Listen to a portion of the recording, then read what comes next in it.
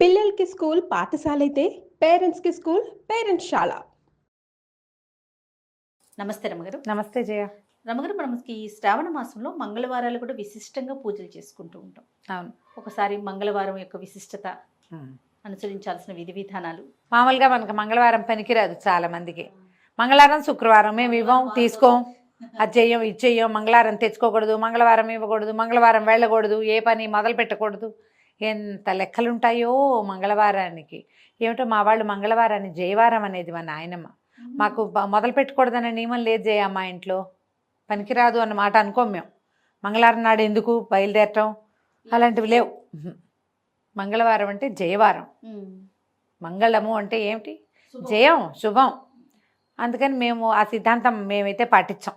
మా నాయనమ్మ అనేవారు, మా పెద్దక్కయ్య కూడా నాయనమ్మ ఇట్ట అనేది అని చెప్తుంది. ఏనాటి మా నాయనమ్మ? మా పెద్దక్కయ్యే చాలా పెద్దదైపోయింది, అయినా కూడా అలాగే అనుకుంటాం. అలా నమ్మకం లేదు, కానీ చాలా మందికి ఉంటుంది. మంగళవారం పసుపు ఉప్పు తీసుకోరు, ఎవరి దగ్గర పెరుగు తీసుకోకూడదు, పాలు తీసుకోకూడదు, ఇవ్వకూడదు, డబ్బులు ఇవ్వకూడదు. అవన్నీ మీ ప్రాంతాల వారీగా మీ ఇళ్లలో ఉన్న విధానం అంతే. ఈ మంగళవారాన్ని సంవత్సరం అంతా మనం పెద్దగా పాటించకపోయినా శ్రావణ మంగళవారాలు మాత్రం విశేషంగా చెప్తారు. ఈ మామూలుగా మనకి స్త్రీల వ్రతకథలు, నోముల్లో ప్రఖ్యాతమైన నోముల్లో శ్రావణ మంగళవారపు మంగళగౌరి నోములు విశేషమైనవి. అమ్మవారు మాంగళ్య గౌరికగా ఉంటుంది. ఈ మంగళగౌరి మనకు అష్టాదశ శక్తిపీఠాల్లో ఒకరుగా ఉన్నారు మాంగళ్య గౌరి అమ్మవారు. అయితే ఈ మాంగళ్య గౌరి అంటే ఈవిడ ఎవరు? మన స్త్రీల యొక్క సౌభాగ్యాన్ని కాపాడే దేవత. ఈ గయలో ఉన్నది అమ్మవారి దేవాలయం. ఎన్నో పురాణాల్లో కూడా ఈ దేవాలయ ప్రాముఖ్యత చెప్పబడింది. అంటే ఇది ఎంత పురాతనమైనది. పురాతన శక్తిపీఠాల్లో మన గయ కూడా ఒకటి, ఈ మాంగళ్య గౌరిక. అయితే ఆమెని ఈ రోజున అర్చిస్తాం. ఇక్కడ అమ్మవారి పేరు విశేషంగా, క్షేత్రం పేరు చెప్పబడదు, కానీ మంగళ గౌరీ పూజా విధానం కనపడుతుంది. సాధారణంగా నిత్య పూజలు చేసుకునే స్త్రీలు ఎలా చేస్తామంటే వారమంతా గౌరీ పూజ, శుక్రవారం నాడు మాత్రమే లక్ష్మీ పూజ. గౌరీని అర్చిస్తే ఏంటంటే ఆమె సర్వమంగళ, భర్తతోటి సగభాగంగా కలిసి ఉంటుంది. ఇది మనం శివపార్వతుల విషయంలో చెప్పుకుంటాం. అక్కడి నుంచి పరదేవత సదాశివుడితోటి కలిసి ఉంటుంది. శివశక్తి స్వరూపాల కలయికే శక్తి. ఓకే. ఆయన లేకుండా ఆవిడ లేదు, ఉండదు. మనం సృష్టిలో కూడా, సృష్టి క్రమంలో కూడా భర్తతో కలిసి ఉన్న స్వరూపంలోనే అమ్మవారు కనపడుతుంది. మనకి షట్చక్రాలు చెప్తారు. షట్చక్రాలు చెప్పి సహస్రారం 7వ చక్రంగా చెప్పబడుతుంది. 6 చక్రాలు ఉన్నాయి. ఈ 6 చక్రాలలోనూ కూడా అమ్మవారు భర్తతో కలిసి ఉంటుంది, ఒక్కొక్క చోట ఒక్కొక్క స్వరూపంలో. భూతనాథుడు భూతనాయకి, అట్లా శివుడు శివాని, శర్వుడు శర్వాణి, రుద్రుడు రుద్రాణి, ఇట్లా ఈశానుడు ఈశాని, ఇట్లా మొత్తం మీద ఆమె భర్తతోటి కలిసి ఉంటుంది. అంటే మనకి భర్తలతోటి విడదీయరాని సంబంధం కలిగి ఉండటానికి ఆశ్రయించవలసిన దైవం ఎవరంటే మంగళగౌరి. ఈ స్వరూపంలో ఉన్న అమ్మని మనం అర్చిస్తే గనక సకల శుభాలు జరుగుతాయి. భార్యాభర్తలకి ఎడబాటు లేకుండా ఉంటుంది, గొడవలు కొట్లాటలు రాకుండా ఉంటాయి. ఏదైనా చిన్న పొన్న సంసారాల్లో వస్తాయి, కానీ అవి చిలికి చిలికి గాలివానలు కాకుండా, సంసార విచ్ఛేది కాకుండా, గృహ విచ్ఛేదాలకి దారి తీయకుండా ఉంటుందని వివాహం అవగానే కొత్తగా పెళ్ళైన పిల్లలతోటి మంగళగౌరి నోము పట్టిస్తారు. కొన్ని ప్రాంతాల్లో కన్యగౌరి నోము విధానాలు ఉంటాయి. 9వ ఏడు వచ్చేసరికి 8వ ఏటో ఇప్పుడు పట్టిస్తారు. ఇది పూర్వమట 5వ ఏట నుంచి పట్టించేవాళ్ళు. ఈ కన్యగౌరి నోములు పట్టించడం ఒక విధానం ఉండేది. ఇప్పుడు మనం ఆ ఎర్లీ పెళ్ళిళ్ళ విధానాలు అవి పోయినాయి కదా, పిల్లలు కొంచెం కాస్త ఈడేరక ముందే మొదలు పెడతారు. ఇంచుమించుగా పిల్లలు పెద్దవాళ్ళు అయ్యేసరికల్లా ఆ నోములు తీర్చేస్తారు. 5 సంవత్సరాలు చేయాలి దీని నియమం, 5 ఏళ్ళు. ఈ 5 ఏళ్లలో ఏటా వాయనాలు పెరుగుతాయి. తొలి సంవత్సరం 5 ముత్తైదువులకి వాయనం ఇస్తాం, 2వ సంవత్సరం 10, 3 15, 4 20, 5వ సంవత్సరానికి 25 మంది ముత్తైదువులకి వాయనం ఇవ్వాలి. ఇది జాతుల నియమం. కొన్ని చోట్ల ఉంటుంది, కొంతమందికి ఉండదు. బ్రాహ్మణ ముత్తైదువులు అయితే వాళ్ళకే ఇవ్వాలనే నియమం కొన్ని ఊళ్ళల్లో ఉంటుంది, కొన్ని చోట్ల అట్లా ఉండదు, అందరికీ ఇస్తారు. మిగిలిన జాతుల్లో మంగళగౌరి నోములు పట్టుకున్న వాళ్ళకి ఆ నియమం ఉండదు. ఎవరికైనా సరే కాళ్ళకి పసుపు రాసి బొట్టు పెట్టి కాటుకిచ్చి వాయనం ఇవ్వటం విధానంగా కనిపిస్తుంది. దీనికి కూడా ఏంటంటే మన వరలక్ష్మి వ్రతంలో ఎట్లాగో ఇక్కడ కూడా అలాగే ఈ మన తోర పూజ ఉంటుంది. తోర ఈ పూజ చేసుకోవటం, దీనికి మంగళగౌరి వ్రతాలకి నియమంగా చేసేవి ఏంటంటే ఆవునేతి దీపాలు. ఆమె ఆవునేతి దీపాలలో ఉంటుంది మంగళగౌరి. స్వచ్ఛమైన ఆవునేతితో పెట్టిన దీప కళికలో ఆమె ఉంటుందన్నమాట మంగళగౌరి. ఆమెకు అత్యంత ప్రీతిపాత్రమైన స్థానం అదట. తర్వాత ఏం చేస్తారు, ఆవునేతి దీపాలు, ఆ దీపాలు కూడా చలిమిడితో దీపారాధన, శనగలు నివేదన, పాయసము పులగము నివేదన చేస్తారు. చేసి ఈ పూజ మొత్తం పూజ పూర్తి చేసుకున్నాక అవసానంలోకి వచ్చాక తోర పూజ చేస్తారు. తోరం కట్టుకుని అప్పుడు అమ్మవారి కథ వింటారు. ఈ కథ వినేటప్పుడు ఏం చేస్తారంటే కత్తికి నెయ్యి రాసి ఈ ఆవునేతి దీపం మీద కత్తి పట్టుకుంటే ఈ ఆవునేతి పొగ ఈ కత్తికి పారుతుంది కాటికలాగా. అది కంటికి ధరించాలి. ఆ కంటికి ధరిస్తే మంచిది. ఎంత అద్భుతమైన విషయాలు కదా రమ్మగారు. మరి ఆవునేతి దీపారాధన మీద వచ్చిన కాటుక కంటికి మంచిది. మనం ఆముదం దీపం పెట్టుకుంటాం. అవును. ఇలా ప్రత్యేకంగా శ్రావణ మంగళవారం కాటుక విశేషమైంది. ఆ కాటుక పెట్టుకోవాలి. నోవు లేకపోయినా సరే మనకి వాళ్ళు ఎవరో తెచ్చారు, ఆ కాటుక పెట్టుకుంటే బాగుంటుంది. చేయొచ్చు అట్లా. ఇనపదానికి ఈ కత్తి అంటే అదేదో వేరేది ఉండదు కదా, ఇనప కత్తులు ఉంటాయి. ఇనపదాని మీద పారిన కాటుక కూడా మంచిది. వెండి పళ్ళాలకి వాటికి పారించరు, ఇనపదే ఉండాలి. అందుకని కత్తి కాటుక పట్టించడం అంటారు దాన్ని. కత్తికి పట్టడం. అక్కడి నుంచి మొట్టమొదట పూజ అవగానే బుట్టవాయనం అని కొన్ని ప్రాంతాలు ఎత్తారు. మా వాళ్ళందరికీ కూడా బుట్టవాయనమే. ఇలా పూజ నుంచి లేవగానే ఎవరన్నా ముత్తైదుని ఇంటికి వచ్చేలాగా ఏర్పరచుకొని ఒక తోరం కట్టి ఆమెకు కాటుకిచ్చి పసుపు రాసి బొట్టు పెట్టి వాయనం ఇస్తారు. ఇస్తనమ్మ వాయనం, పుచ్చుకుంటున్నమ్మ వాయనం, 5 మాటలు మనం అంటాం, 3 మాటలు మనం అంటాం. వాళ్ళు కూడా పుచ్చుకుంటున్నమ్మ వాయనం అంటారు. ఎవరమ్మా నా చేతి వాయనం అందుకున్నది అంటే నేనమ్మా మంగళగౌరిని అని చెప్తారు ముత్తైదు. కోరితనమ్మా వరం అని వీళ్ళు అడిగితే ఇస్తేనమ్మా వరం అని అవతల వాళ్ళు అంటారు. ఇది మొత్తం అన్ని వాయనాలకి ఇవ్వాలన్న నియమం లేదు. బుట్ట వాయనానికి ఇస్తారు. మీ ప్రాంతాల పద్ధతులు ఉంటే ఇది వరలక్ష్మి వ్రతం వాటిలలో అది కనపడదు, మంగళగౌరికే అది కనిపిస్తుంది అనమాట. ఈ వాయనం ఇవ్వటం. తర్వాత 5గురికి ఇవ్వాలంటే 5గురికి సూర్యాస్తమయం లోపల మొత్తం వాయనాలు ఇచ్చేయాలి. పెరుగుతారా పెరగరా, ఏటా పెంచుకోవాలా, ఈ వారం చెప్తే వచ్చే వారం డబల్ ఇవ్వాలా, అవన్నీ కూడా మీ ఇళ్లల్లో ఉండే విధానము. 4 మంగళవారాలు ఉంటే ఆడపిల్లలకి గబుకుని ఏ ఇబ్బందో వస్తుంది. ఓ వారం కుదరలేదు అనుకో, మంచి రోజులు కాదు, అప్పుడు ఏం చేస్తారు, తర్వాత వారం ముందు వారం మానేసిన వాయినాలు కూడా ఇప్పిస్తారు. కొన్ని ప్రాంతాల్లో ఉంటుంది. మొన్న ఎవరో కలిశారు, అలా ఉండదండి మేము అలా చేయము అని చెప్పారు. అదేలేండి, కొంతమందికి ఇలా ఉంటుంది. ఓ వారం మానేస్తే ఇప్పుడు 25 మంది ముత్తైదువులకి ఇవ్వాలి 5వ సంవత్సరంలో, ఓ వారం మానేస్తే 50 మంది ముత్తైదువులని వెతుక్కోవద్దు, ఇళ్ళంబడి పడి తిరగాల్సి వస్తాం. అవన్నీ కొంచెం ఇబ్బంది అవుతాయి. అందుకని ఏ అత్తగారో ఆ అమెండ్మెంట్లు అవి మానేసినట్టున్నారు. వాళ్ళకు ధన్యజీవులు అలాంటిది ఏదైనా కుదిరితే చేసుకోవచ్చు. మీ పద్ధతి ప్రకారం వెళ్ళండి. దీనికి శ్రావణ మంగళవారానికి ఒక ప్రత్యేకమైన కథ చెప్పబడుతుంది. ఈ కథా కాలక్షేపమే చాలా ముఖ్యమైనది. ఇందులో పూజ అంతా లైన్ మామూలే, లడ్డువారీలని చేస్తారు. ఏం చేస్తారంటే 5 ఉండలు చేసి పాములాగా చేస్తారు. దాన్ని ఈ ఉండల మీద ఇట్లా వేస్తారనమాట. తర్వాత ఈ పూజ కూడా అమ్మవారికి ఆ పీట మీద అష్టదళ పద్మం వేయాలి. పద్మాలు పెట్టి అమ్మవారిని కూర్చోబెట్టుకోవాలి. పద్మాలు వేయటం, చిన్న చిన్న పువ్వులు వేస్తారు, వేసి అమ్మవారిని కూర్చోబెడతారు. ఈ కూర్చోబెట్టడానికి మంగళగౌరిని ఎట్లా చేయాలి, మనకి ప్రతిమ ఉండదు కదంటే పసుపు గౌరి. కొన్ని చోట్ల గుండ్రంగా చేస్తే గౌరి అంటారు, కొన్ని చోట్ల పొడుగ్గా చేస్తే గౌరి అంటారు. మా ఇళ్లలో పసుపుని ఇట్లా పొడుగ్గా చేసుకుంటాం, త్రికోణంగా అంతే పైకి చేస్తారు. నిలబెట్టిన గౌరీ స్వరూపాన్ని వినాయకుడిని కూడా చేసుకుంటాం. వినాయకుడిని మొదట పూజ చేసి పక్కకు పెట్టి గౌరీ పూజా విధానంలోకి వెళ్తాం.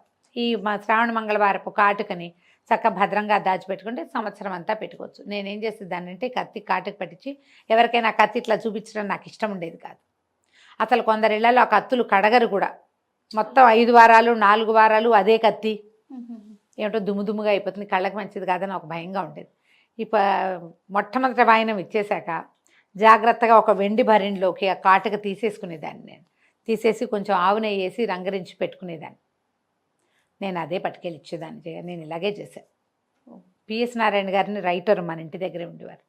ఆవిడ డాక్టర్ గారి భార్య చక్కగా తెస్తారు కాటుకనేవారు, పెట్టుకునేవారు ఆవిడ చాలా ఇష్టంగా. ఆ తర్వాత ఆ కాటుకని మా పిన్నత్త గారు కూడా ఒక ఆవిడకి వారికి ఇస్తుండేదాన్ని, ఏడాదంతా పెట్టుకునేవారు. కాటుక ఉండిపోతుంది, అవునండి. ఎవరో ఒకళ్ళు పెట్టుకుంటారు, ఆసక్తి ఉన్న వాళ్ళకి ఇచ్చేసేదాన్ని. క్లీన్గా ఉంటుంది, నేను జాగ్రత్తగా పెట్టుకునేదాన్ని. మీ పద్ధతులు మీ పెద్దవాళ్ళు ఎలా చెప్తే అలా చేయడమా, కానీ ఇలాంటి పద్ధతిని పాటించవచ్చు. నాకు పైన అదుపు లేకపోవడంతో నేను ఇలా చేశాను. ఆ కత్తి చూపించటము ఇష్టం లేకపోయింది, దాని నిండా దుమ్ము పడుతుంది. అందరు ఏం చేస్తారంటే దాన్ని ప్లాస్టిక్ కవర్లో పెట్టి ఉంచుకుంటారు దుమ్ము పడకుండా. మేము ఈ విధానాలు పూర్వం ఒక రాజుగారికి ఒక కుమారుడు కలిగాడు. ఈ రాజుగారికి కుమారులు కలగనప్పుడు నేను బ్రీఫ్గా చెప్తున్నాను కథని, మీ పుస్తకంలో పెద్ద కథ ఉంటే హాయిగా చదువుకోండి. సంతానం కలగక చాలా బాధపడ్డారు. బాధపడితే ఏమైందట, సరే రాణి గారికి ఒక సన్యాసి వరం ఇచ్చాడు, ఫలానా దేవాలయంలో మామిడి చెట్టు ఉంది, మామిడి పళ్ళు కోసుకో, ఆ మామిడి పండు కోసుకుంటే సరిపోతుందంటే ఈవిడేం చేసిందట, ఆ మామిడి పండు కోసుకోవటానికి పక్కనున్న పుట్ట మీద కాలు పెట్టి ఎక్కింది. పళ్ళు ఎక్కువ కోసుకోవద్దన్నారు, ఎక్కువ కోసేసుకునేసరికల్లా సర్పశాపం లభించింది ఆవిడికి, సర్పశాపం అయింది. ఏమిటి, అల్పాయుషు గల కుమారుడు పుడతాడు నీకు అని.